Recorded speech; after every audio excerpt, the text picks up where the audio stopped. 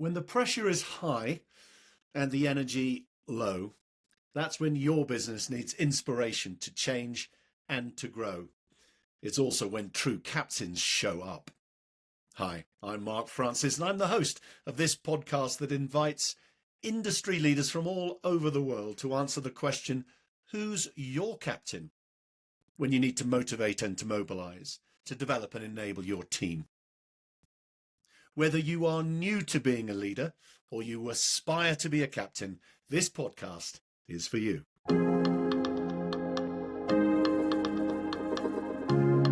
Well, now, actually, we should be calling this particular podcast Who's Your Colonel? Because I'm joined today by Colonel Ben Farrell MBE. Ben, welcome. Thanks very much, Mark. Nice to join you. It's been a little while since I was really called Colonel. Actually, I left the army 2011. So, anyway, it's a pleasure to join you. Well, it's the many guises that you've had as a leader, including your military roles, that I'd love to talk to you a lot about in terms of your perspective on leadership. Now, I'm going to start with the horribly big question. How would you define it? And I'll tell you where it comes from, this question. The difference between managing and leading, frankly, that, you could be a really, really good manager getting stuff done with the resources on time in full and not be able to lead anything. So what would Ben Farrell's definition of leadership be, or a great leader? What would your definition be, Ben? I've, from my own experiences, I've always been a believer in the emotional connection of leadership. It's about an inspiration of how you feel as opposed to someone managing you. Because you can, as you say, you can have managers who are incredibly well organized and manage well, but you get little inspiration and they don't make you feel that you do what you do out of love for doing it or motivation. So I think it's about tapping into the emotion, the ability to unleash someone's emotion and belief in something, and that can take different forms at different stages. Yeah, so that's what I think about it. I've seen so many different definitions, to be honest, over time, but most of all, I've come around to that view. I mean, there are lots of different ingredients of it. Perhaps we'll come on to, but I like the notion that it's about making people feel that they want to do something, or motivated to do something. I like that. The inspiration, which is emotional, not just intellectual. I like that. Yeah. One of the perspectives I've got is, and I like to describe it as tangible as well, because it resonates with me, this point about connecting with emotions. It's takes us to a better place, that the leader starts in a role of whatever guise, and when they leave, what they're leaving is better. And that's not just a physical place, that's an emotional, mental state of the team. And so it takes us to a better place. I'd love to get going back, first of all, to your military career. You were at Sandhurst, and in many ways, that's an outstanding place to learn how to lead. How did it change your view of leadership going through that journey in your early years in the military? Yeah, when I look back at it now, it's such a brilliant grounding for, obvious military service to start with, but then life beyond the army as well. So I've been literally a student of leadership all my all my professional life, since I was in my very early 20s to now in my mid 50s, and I'm fascinated by it as a study. It sounds rather academic, that, I suppose, as much as anything, one's looking and trying to learn from other people, and it's a constant learning process, and trying to look at what's making someone effective, or perhaps even in less so. So I've really enjoyed that. And thinking back to the early days at Sandhurst, we used to do all sorts of things. It was always entertaining, compare and contrast Mother Teresa's leadership with Mussolini's. And it used to make me laugh. I was so intrigued by this bizarre notion. And I sort of came round to the view that there are so many different types of people, characteristics, who can lead, but leadership is about a choice. You're making a choice to try to get people to believe through their emotional connection, that what you're saying is something that they can believe in. So that sort of started to do that. And there was a particular part in your learning process when you used to learn to give a set of orders. And going a little bit back to where you started, the difference between leadership and management, quite a lot of the set of orders were very structured. And you describe, start with the time of day and what time night fell and the detail of what the enemy were doing and the dispositions, and then you'd give a structured mission, and then to be appointed, but you describe what you want to do, and at that point they said put your notebook down and then give your summary of what's going on. I always thought that was the point at which you actually said, I'm connecting with you as an individual. I am now going to be a real human being talking to another real human being in a highly connected way. And actually that's always resonated way more with me than the sort of formulaic perspective. So in a way, I compared and contrasted lots of different leaders, but always came back to the same notion that it was an ability to connect with people. And in my early days at Sandhurst, that was the moment we looked people in the eyes and said, this is what we're going to do, and got them to believe in our purpose, in our mission. So that's what I started with, and that's what I've always believed throughout. And nobody, do you know what? Nobody leaves through a spreadsheet, do they? Nobody leaves if it's a damn good PowerPoint or whatever it is. And these, honestly, it's desperate stuff. But for me, I started to be very engaged by it as a notion there, and also about communication and listening to people, listening to leaders, painting a picture. Do you know? I listened like Barack Obama and people like that. And then you started to see someone who could bring people into the narrative by the description of the purpose or a parallel that people could relate to in some way. So I started to get this idea about emotional connection and communication, and then people would start to see what was coming through. So that really helped me when I started at Sandhurst. I later became an instructor at Sandhurst, and I used to love the idea of all the different types of individuals coming through. You get some people very structured thinkers, perhaps joining the Royal Electrical and Mechanical Engineers, and corps who are very much more structured. Then you get people joining, let's say, the cavalry, who are much less structured thinkers, but in their own way. Both sets had the great ability to paint the right picture in the right set of circumstances. So there's I suppose I'm coming around to you learn a few things about the connection, but also the notion that different types of leaders exist in different ways and different personalities. And you can also, take a choice to lead. You can make a choice to say, I'm prepared to lead and I want to lead. And some people often say to me, what does it take to be a leader, born or developed or whatever it is? And I think actually is a choice. You can really believe in something and decide that is my purpose. Anyway, so a slightly long answer to your question, but there's so much in there. And I was very lucky. And I look at corporate training now and leadership, and I feel how blessed I was to have started so young at the military academy, having time to think about it, having time to study other people, develop it, practice it, test it, fail, go again.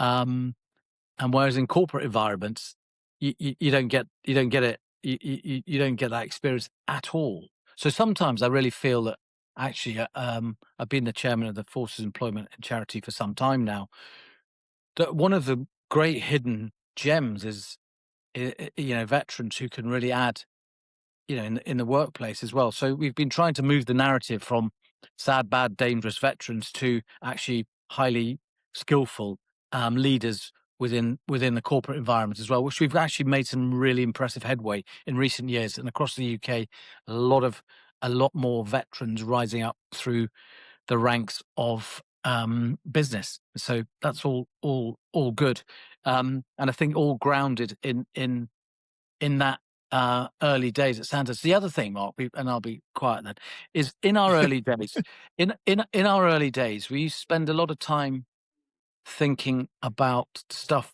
People will say, "Oh, the army got leadership and what have you." And of course, that was something we really, and it is ultimately a leadership development course you go on. But also, it helped you think in a broader perspective, because you had to bring complementary elements of a force together to act together in a harmonious way from your earliest set of training. Also, then you'd be cross-examined on your knowledge, for example, of the casualty evacuation process, getting from the soldier who's next to you and shot to the hospital, and how the process would develop. And it was proper end-to-end thinking. And so I always think that one of the benefits was not having a siloed perspective from the earliest possible days, the ability to bring an organization together and then think about it all end to end, every part of the process. And that's what we got in our earliest stages of training, I feel, which was massively beneficial. That's great, because it's a brilliant setup, because we are going to fast forward a career that spanned, well, you've worked in John Lewis as a senior executive. You now work as the CEO of CIPS, Yeah. Chartered Institute of Procurement. That's a global role. So lots of different sectors that you've led in. And I'd love to get your view on how do you now transfer that? Because you've learned a lot in your journey. You're still a student of leadership. Yeah. But you're leading an organization now which is truly global. And in your role, you're visiting countries all the time. You just come back from Africa. So how do you influence now when your role isn't as defined as being a leader of a group in an army, and actually with stakeholders all over the world, some of whom have no connection directly with your role? How do you influence in that sense as a leader? Yeah. Do you know what some people say to me, what did you learn particularly in the army? And I wonder sometimes if they expect me to talk about tanks and artillery and tactics in battlefields and all that sort of stuff, and plenty of that. But most of all, I learned about human emotion, I think, and how contagious that can be. And I think as a leader, the contagion of your emotion is incredibly important. And I'm very excited by what we're doing as SIPS around the world. I keep saying to everybody, the stars have aligned for the procurement profession to be so relevant to national prosperity, to business success, that we've got a brilliant part to play. So that, I hope, is infectious, and I spread that, and I do genuinely believe that in every possible way is super relevant, and I can see that playing out every day, and we don't necessarily need to dive into the detail of that now. But I also know, and it goes back to when I was in the army, that I'm a massive believer in mission leadership, in the sense of an approach to leadership which is a philosophy of freedom, liberation, an expression of intent. I describe our what we're trying to achieve, and then I don't define how the excellent country directors around the world we have necessarily fulfill that. They will know their local circumstances way better than I do, but they know what we're trying to achieve. And as long as we do a number of things like what I described as shared consciousness, we all know what's going on, where making one decision in country X might have an impact elsewhere in another country. So as long as we're joined up, and to some extent you can describe it as hands-off, eyes-on leadership, you've expressed it. So I know that as a global organization, the notion that somehow you could control is actually completely contrary to a successful organization. So I've always got this idea that my leadership is about liberation. It is truly back to what I suppose I learned at Sandhurst: serve to lead. I'm a servant in the sense of I must liberate everybody to be the best version of themselves, fulfilling the intent that we've articulated for the organization around the world to the best effect, knowing that they know best how to approach that in the areas. So this is about enabling and freeing up the organization to move quickly and act in a dynamic way. So decentralization, empowerment, all those sorts of things are really close to my heart. And I've seen it in armies. Frankly, we were in Iraq, had an awful lot to do with Iraq, and you can't run a campaign from a centralized point successfully. You will slow it down, you'll stifle initiative, you will cause friction, and damage morale. So I know the flip side of the coin is what is described these days as mission leadership, which I think is bang on. I really do. I'd love to. There's so many nuggets in what you're saying, Ben. There's one I'd love to come back on, and I've heard you speak about this in another podcast: emotional contagion. And how do you do that as a leader? Because you can bring your own energy, and you clearly do. You talk about your role in SIPS. I'm really excited, and it's clear you bring that energy. But how do you transfer it? How do you make it contagious? What's the method to create emotional contagion from your experience? Well, when you ask me that, the very first thing I think of is the most contagious emotion I've ever seen, which is fear. And fear runs through people in the blink of an eye. And I've seen it. And I suppose one of the jobs as a leader we had to do, wherever we were facing a situation that scared people, was to at least manage our emotion ourselves, i.e., we were all going to be scared, but somehow we needed to manage that emotion. And I learned about the emotion of fear. And when I saw it was out of control, I watched a particular sergeant who worked for me. His fear got the better of him, and it was quite interesting. But then I thought, wow, this emotion spreads in a blink of an eye. But I knew then it was what I could see and I could witness firsthand. I could see the fear in him, and I could see the effect that had on everybody else. So I always go back to the idea, you have to be authentic about your real self. So you have to believe in what you're doing to start with. But as long as I show up in a genuine way and can communicate with people with the belief that I do, that is a contagion in itself. Some people will be less receptive, but also there'll be lots of people who are genuinely get it very, very quickly. So to some extent, you know how people say you can go to a meeting, no one will remember what was said, but they'll remember how they felt when they left it. Yeah. And that's, for me, that's what it's all about as well. And I think sharing your belief and then valuing others as well, I think that's incredibly important as a part of it. So what I'd like to be able to aspire to do is show up as my authentic self with my true belief in what we're doing. And people get that, because sometimes I can be very excited and but equally earnest about, and they'll see that commitment in me, but it's genuine. And also the way it made them feel about what we were doing. It was worth doing. It's very purposeful. The rewards from delivering success are profound. And I keep talking to my executive team about, what we're doing here, will shape nations and the prosperity of all sorts of organizations into the future we should be really proud of.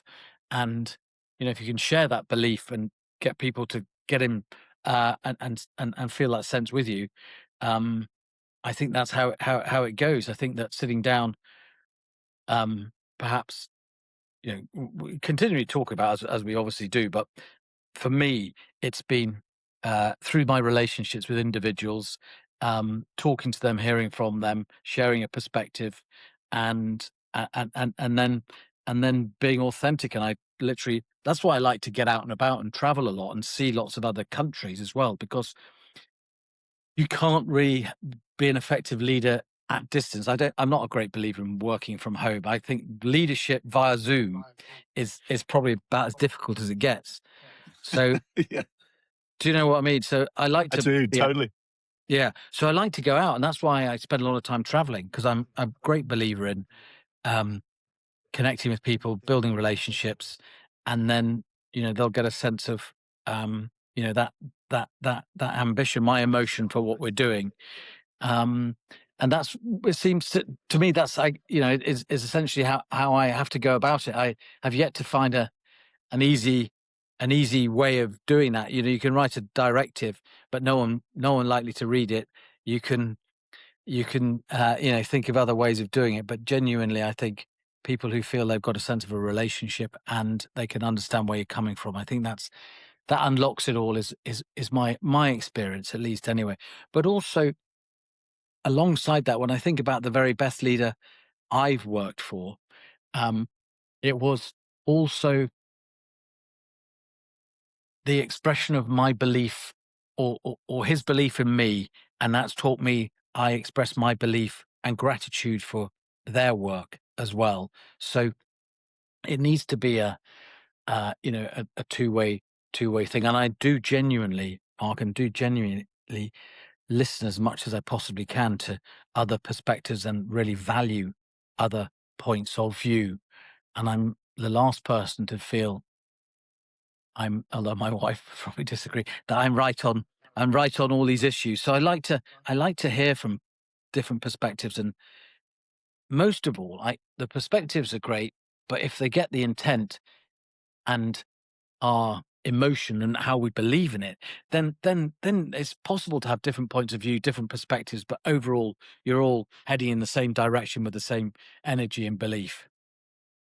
Yeah, there's a couple of things that have triggered from what you're saying, Ben. One is this point about fear being the most contagious emotion. I do mental work with sports teams, so I'm a sports psychologist. Yeah. And I was working with a Swedish professional team. We needed to win our last 2 games to win the Swedish championship, and we were winning a game 2-1 with 10 minutes to go.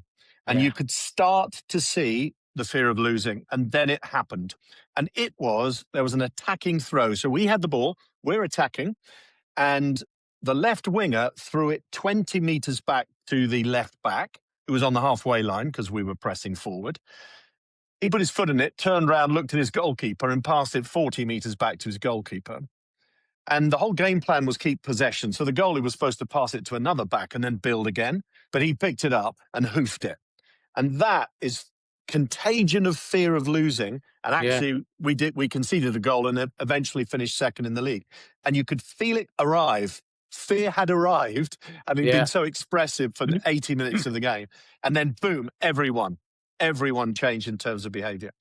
The second thing it's fascinating. It just reinforces your point. Second thing you said, the nature, and this is very much in your role with the Chartered Institute of Procurement. Because of the situation, mainly in the Middle East at the moment, procurement lines massively affected globally. So you speak to your team, your leadership team, and you talk about what we're doing has a profound positive impact on others. Yeah. And that message is bound to generate positive emotion in your team. It's bound to lift them up and make them feel as though what they do matters more than perhaps they'd first of all conceived. So my core question is that incredibly deliberate, or has that become innate as a leader, that you're always looking to find the way to connect emotionally and to lift people up? Honestly, I think it's innate now, and I've come round to recognize that is. And then I have to take a moment of sort of intellectual clarity or a pause and detune my natural instinct to be energetic and enthusiastic. I sometimes say that enthusiasm gets the better of me sometimes, but then to be, cool-headed and deliberate about it.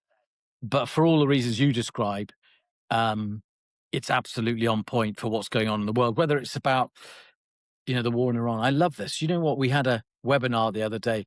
2,500 people from 105 nations signed up to hear about the management of the situation on the back of it. It was particularly around procurement. It's amazing.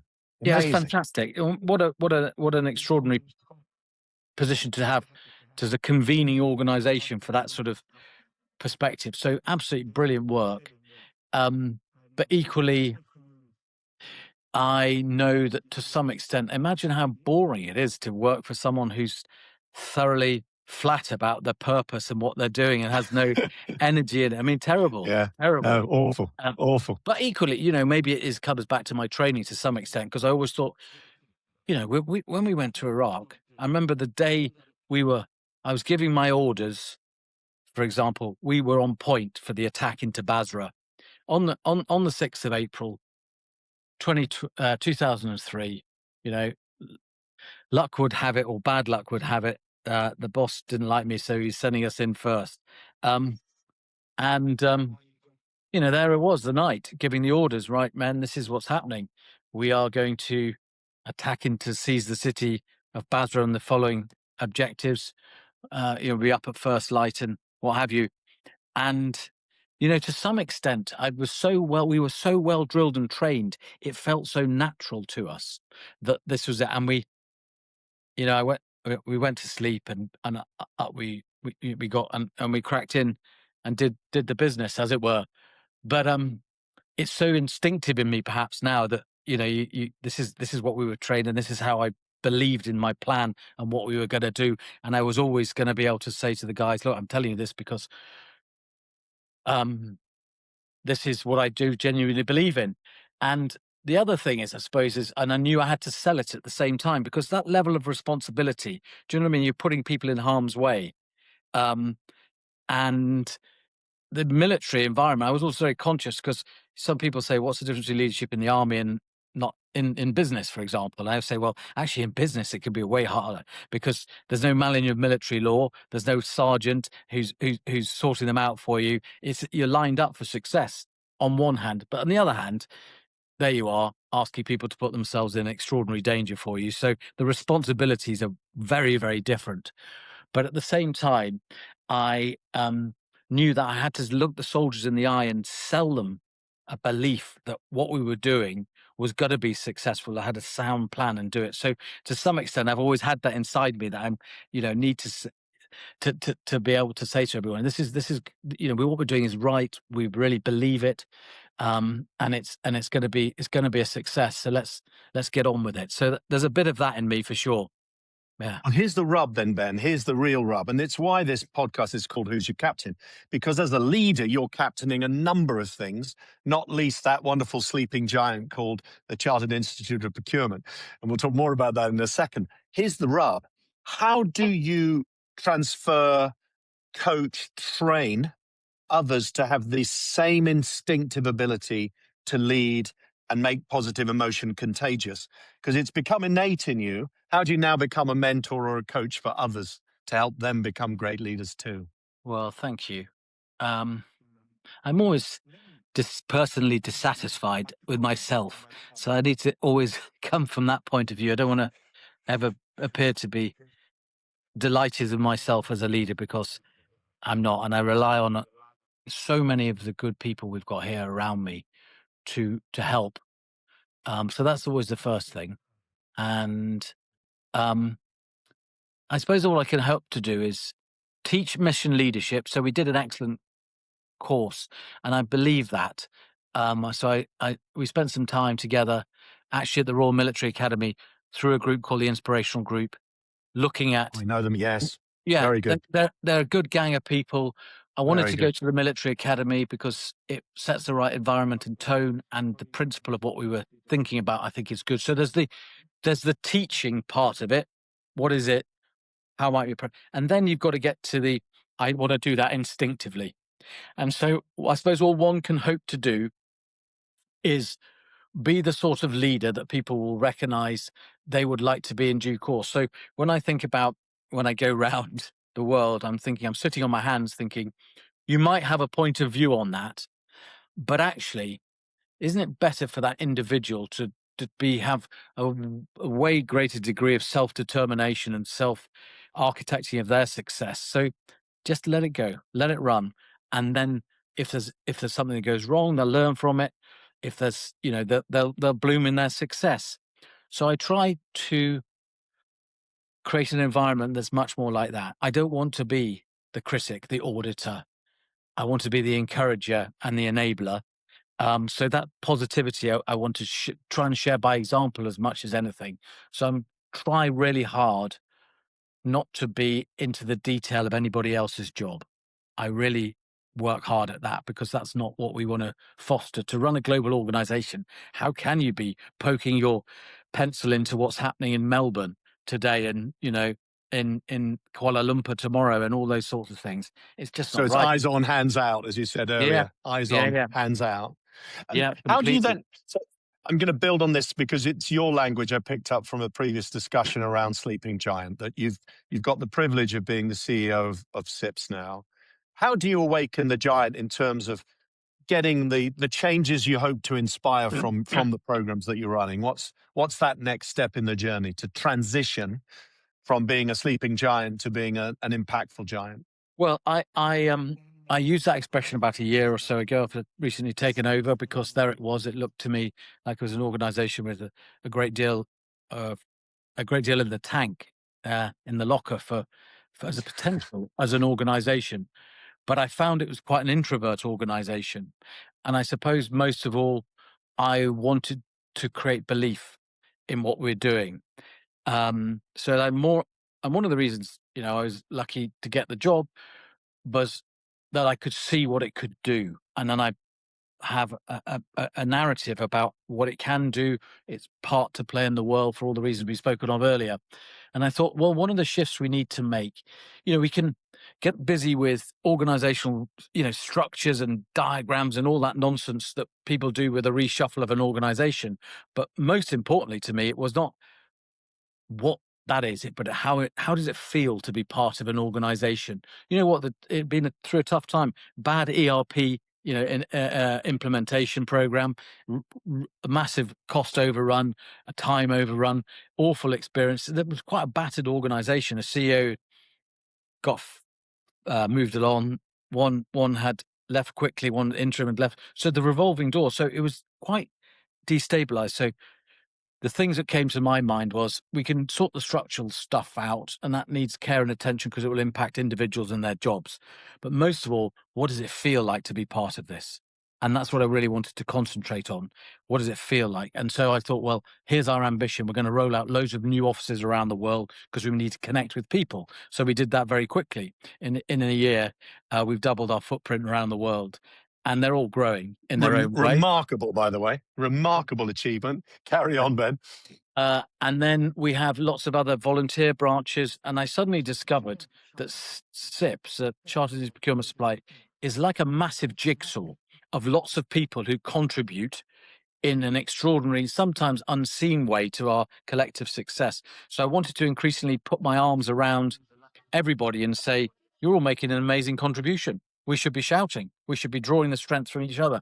So galvanizing it to act as a coherent body that we could describe collectively what we're doing around the world. So everybody's got a common sense of purpose and shared consciousness of what we're doing and why it's important. And then you began to say, well, actually, do you know what? We were picking up momentum. So slowly the giant it's got an eye open at least, Mark. It's got one eye open, I think. I love that. Yeah. I love that. And then how do you connect everything? Because classically, I have the privilege of working in many different countries for usually corporations that have offices in lots of different countries. Mm-hmm. How do you get the connectivity? Because you can be successful in one of those operations in one particular market, but how does it connect with other markets? How do you do that? How do you make that vast operation in more than 100 countries now connect and be aligned? How do you do that? That's a great question because it's something I'm really thoughtful about at the moment. So I find myself saying, one of our values is globally connected. Have you done enough to connect yourself to everybody else around the world? Do the people know if you're operating in Saudi? Do with our team in the USA, do they know what you're doing? If you've got a new, let's just say you've made a great piece of business with a particular organization that's operating us also in the USA, do they know that's going on? Are we truly globally connected? So there's a behavioral thing in all of this, and of course we all know that the behavioral side of change is the most difficult to land. So there's a bit of me being boring about it, saying, are we properly connected? And then I keep encouraging people to, how might we do that? There's different technologies to do that. And different forums and those sorts of things, getting ourselves organized to do that, structured to deliver a connected organization. But most of all, it is about how we behave. And one of the things that always strikes me is when people have a relationship with other people, it's far more instinctive to behave in a certain way towards them if they know them. So I'm trying to, within what's affordable, get people out to travel, to build relationships, to understand the context. Because I think if you understand the context of someone else's world, you make better decisions in your world and vice versa. So if I could get everybody to rotate around the world, learning from one another and being connected that way, I would do it. And literally that is the best way I've seen of doing it. So when I go out, because as you say, I've been in Africa this week. I'm going back I'm going to Kuala Lumpur next week, actually, week after. But I learned so much. So I'm just trying to say to the guys in Saudi, go to Kuala Lumpur or get one of the team to come to you so you can share what's going on. So be properly connected, and relationships plays a massive part in that, I think. And maybe we'll have global gatherings, which we do online, but it's not quite the same as a physical get together. So we're working through how we get to a connected organization, and it's not the same as when I think about Deloitte and PwC, wherever I go in the world, there are offices, but of course they're franchise models, and they're literally on remote, very much, yes. in every way distant. So we're a connected organization delivering globally every day. So we're working through that, and as we get more offices, it gets more challenging. So we have to be more and more deliberate about it. So how many people have you got in terms of actual employees of CIPS? We have about 300 FTE, as it were, and then we've got a similar number on top of them as our assessors, and that's 100 and so tutors. We've got 11 consultancy bodies that we work with, professional organizations who are our agents around the world. So we've got our offices, and then across Europe, for example, we've got a network of people like Bio, who are management consultants in France, delivering SIPS for us. We've got an organization called Proxima in Poland. It goes on and on and on. So Profitia, rather, in Poland. So the network is massive, and then we've got all our volunteer branches I was talking about around the world. So connecting all those dots together, I think, is really what I'm up to at the moment. I read a book about being a CEO relatively recently. Said literally you've got to say the same thing day after day after day. So anyway, that's what I keep saying. Let's be connected. Let's talk about being connected. So we're making some progress, but it's not instinctive, particularly if you've grown up in an organization that you didn't have to behave in that way. And then I'm saying it's grown, so you need to behave differently, because people find it easy to come in to their job and do what they've always done. And getting that change is actually the trick, isn't it? I think everyone will recognize that, how difficult that behavioral shift is. Yeah. No question at all. And, this, one of the things you said earlier is that, you studied at Sandhurst 2 different types of leaders, dramatically different, one being Mussolini, the other being Mother Teresa. And actually the element from a leader like a dictator is you get absolute clarity and absolute consistency, and it's incredibly predictable, actually. Yeah. And there are certain elements of that explicitness that's good news. And then, of course, there's the other thread we talked about a lot, which is about, no, you've got to connect emotionally. It's got to be on the same level. You've got to listen. You've got to have a contagion of emotion rather than just a directive, which is kind of cold and stark. So that balance of leadership is absolutely key.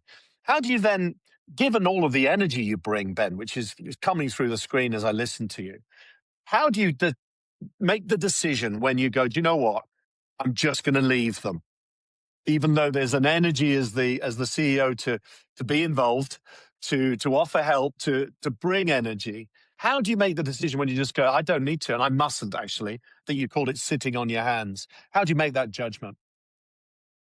I think the circumstances are often different depending on the individual with whom I'm interacting at the time. I think the premise, almost the premise of mission leadership, I think is trust in the first place. So I think when you're hiring people, it's really important that you, and I've sort of learned it more and more and more, is that you can identify the people who will thrive in an environment where you're actually giving them responsibility and they're going to be able to take it readily. One of the great things about soldiers, I think, is a propensity to take responsibility and offer leadership instinctively. I have seen this less in business, if I'm really honest. I remember John Lewis. Sometimes it was incredibly difficult to find people who would actually, step up and often offer leadership in a true sense. But if you're careful about your recruitment and the people with whom you deliberately act, so you trust them implicitly. And so my premise is to try and maximize the idea of hands off and give them as much space as humanly possible. They may well come to you and say, look, I what's your view? And I might need need some help on it, because I'm always slightly conscious of the other side. They're thinking, God, it would have been helpful if he said something, or it would have been helpful if, and sometimes I don't want to be, and sometimes I do find myself second guessing to say, what do they want, more direction, or should I be more prescriptive about this, or generally I like not to be, but I do occasionally think they might think I'm a bit vague, or they might think it would be useful if it actually said, this is the answer, as opposed to saying, well, over to you guys. But on balance, well, I like to test that with people. And also, I do say, well, tell me if you need more, or are you content with that, or brief me on your plan, or whatever it is, so you get a sense of we're all in the same spot, or we're at least comfy with one another. So there's no perfect answer to that, Mark, but knowing the person, hiring the right person, giving them space instinctively, and then maybe just having a conversation about it, and you think, well, that all sounds good. And over time, people will just, I think, start to build themselves and build a persona into the space. So let's test this out. You've doubled the footprint in a very fast pace, which is amazing. But let's imagine you've established in a country, I presume it's a premise, you've got an office. Is that the point? Yeah. Got an office in a country, right. So it's a new office. How do you then, as the CEO, decide, right, when do I go and see them? How often do I see them? Or do I just do Zooms? Just use that scenario and say, this is how I would consciously manage that journey of empowering but showing support. Yeah. I'm super conscious. So recently, here's a good worked example. We set up our office in Delhi, opened it in January. We appointed. Fabulous country. Yeah, India, amazing. wow. The first time I'd ever been there in March, actually. So we got our country director, fabulous guys in place, and I thought, well, I can't get there really quickly enough, but what I do need to give him a bit of space. So I went in March to try and help him, and really I was there to listen to what he had, his perspective, and he'd done extraordinary things in no period of time at all. So it was important for me to A, get to know him, and B, get a sense of how much help or support he needed. And there were some things that we needed to unblock and help with. So it was great for me to get there quickly. He was new to CIPS as well, so that was important. Whereas just been to Ghana, and our country director there has been in post a little bit longer, 9 or 10 months, but has worked for CIPS previously in Ghana, so knew the ropes already. I didn't need to be there, I didn't think, so quickly. But to be honest, mostly it's not that sophisticated. It's mostly about my diary and what on earth I can actually, where I can be at any given time. But I like, as I don't want to be there too often because that's annoying for people. And I want to be there enough that they know I'm very interested in what they're doing, but I don't want to interfere in the sense of telling them what to do. But I am there to help. And when it's not because it's me, but when the CEO goes to Nigeria for the very first time in history, and we open an office, that's national news. There was massive. Yeah, it's very cool. It was very cool, and so I know there's a contribution I can make to their momentum in the countries. And so, my ambition is not to be there to sort of check on them, but to add momentum to their work. Yeah, it's fascinating. It was triggered. I don't know why it was triggered, but many, many years ago when I was in corporate life, and we're talking over 20 years ago now, I was head of a function, I was head of HR globally, and we had 42 markets. And I made the decision in the first year, I need to visit all of them because we have operations in 42, which was madness, but I managed to do it. In year two, it was crazy. But in year two, I then visited 11. And one of my team said to me, you realize that's not a great signal, actually, that, you did the glad rag show of pressing hands, and now you're not around anymore. So if it's once in a blue moon, you're better off not going. And I thought it was brilliant feedback, actually, because my energy was go see everyone, but actually have a conscious schedule. Otherwise, it's a bit like our king. If you only turn up once in Australia in your entire reign, you're sending the wrong signal. You've got so many different countries that you need to show you love and care about. So a really tough call, tough call. And as we're, this year, we've got a very action-packed autumn. We're having our very first CIPS conference in New York on the congratulations.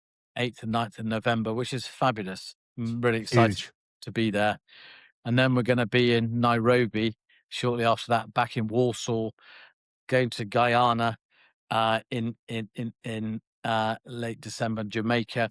So we're all out and about, and as we have a presence in more and more places, more and more events are coming up. So I will try and get to as many as humanly possible, but it will mean it has to be managed and thoughtful. I need to be in Australia. We've had a presence in Australia for 20 plus years. I went last year. I haven't been able to go this year. And there's a great conference the guys organized down there. So it is a job that you need to think through, and it also is not a job. I don't think you've got to be out as the leader. You've got to be there and see. You really do, don't you? And it's not. You can't. There's no excuse. You can't sit here in a comfy office and pretend you're really leading the organization if you think you can do it through emails and all that sort of stuff. So people need to see. You need to be part of the presence there, don't you? And it's so, as I say, it's so educational for me to go and see and spread the word a bit and join the dots up sometimes as well. Just simply to say, have you seen what they're doing there? You should pick up the phone. Yeah. So it's a great privilege to travel as well. And people often say to me, how do you you're all over the world. How do you manage with all that? So I say, I love it. Honestly, I find it. I'm the same. I'm exactly the same with my clients. Yeah. I find it so You learn exciting. so much. You learn so much. Now, we've got two things to do. One, I'm going to give you lovely feedback. I went on ChatGPT and said, tell me the top 3 things that Ben Farrell brings as a leader. And I'm going to share it with you just to get your response. And then I've got one more question for you, Ben. Here it is. This is what it says. Top 3 things Ben Farrell as a leader. Bridges 2 worlds most people have never experienced.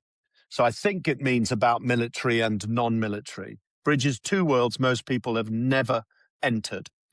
Number 2, uses his platform for something bigger than his job title. Yeah. And number 3, leads with emotional intelligence, not authority. How does that sound? That's very nice of Chat GPT. That's artificial intelligence. Anyway, that's what it could do for you. It is. It's not bad, is it? It's not bad. Not bad. It's good. It's good stuff. It's interesting that it's set. I'm glad. That thing about something bigger than myself. We're doing this amazing thing, the great conversation at the moment, a global dialogue about the future of the procurement supply profession. We have had an extraordinary response from all over the world.